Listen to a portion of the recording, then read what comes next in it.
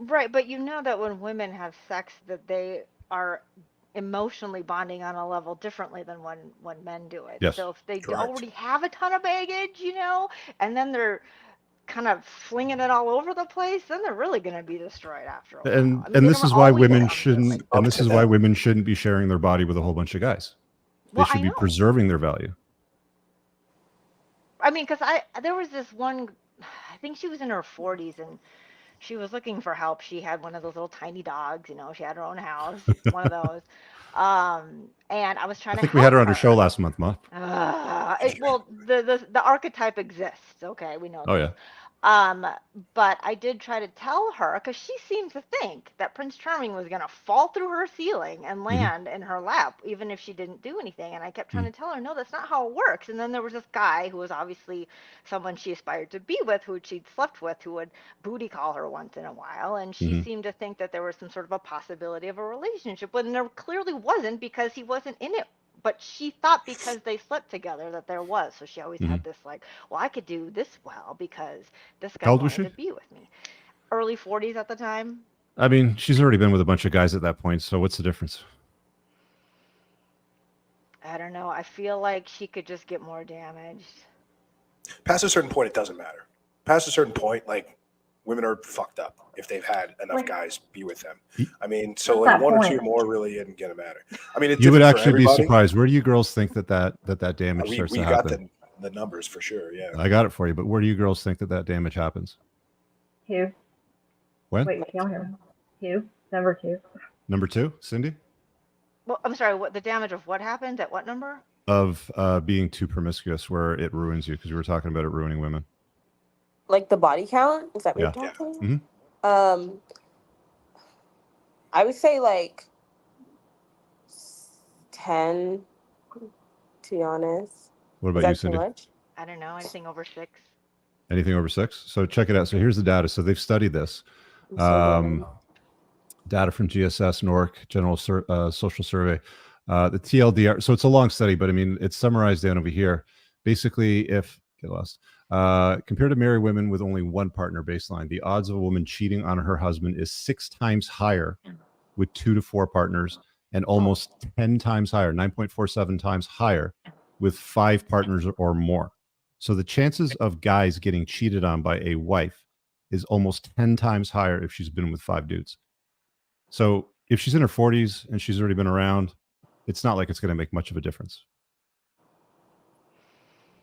Yeah, she's on borrowed time anyway. I think one of the things that I always try to drive home is yes, all guys want to sleep with women. We know that. That's the main driver.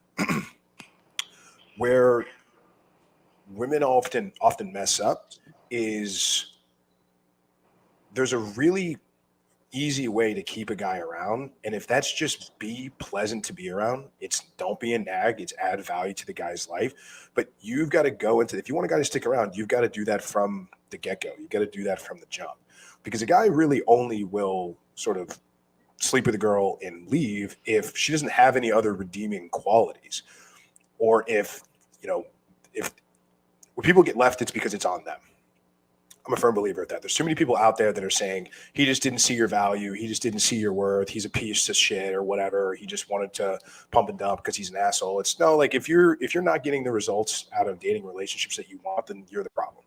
It's not everybody else, it's you. Yeah. So I the think that idea, the only thing I was going to say is that guys subconsciously go through this. They don't always know this. They disagree with me on this because they want to play little male feminist and they don't want to actually tell the truth. But a guy doesn't actually know if he likes you or not until after he slept with you. Yeah. Everything a guy thinks he likes about you, oh, she's super funny and she's super smart and like she's really interesting, I love being That's around the her. one. That is just the male sex drive saying, I want to bang, I want to bang, I want to bang, I want to bang, I want to bang. Yeah. Yeah. Once that's done, then he gets to say, okay, cool. then you have the clarity. Do I like It's being post around nut her? clarity. Exactly. PNC, right? That's, I mean, yeah, that's No, it's what true. it is. And yeah, and if you give women that advice in their 30s and 40s, like, hold out until he commits to you, the guy's going to be like, what the Never fuck? gonna Like, you've happen. already given it away for free 20 times before me. Why should I be holding out or waiting? And then they'll just move on. I don't think it's good advice to give to them to say, let it happen organically and naturally, especially if you're older.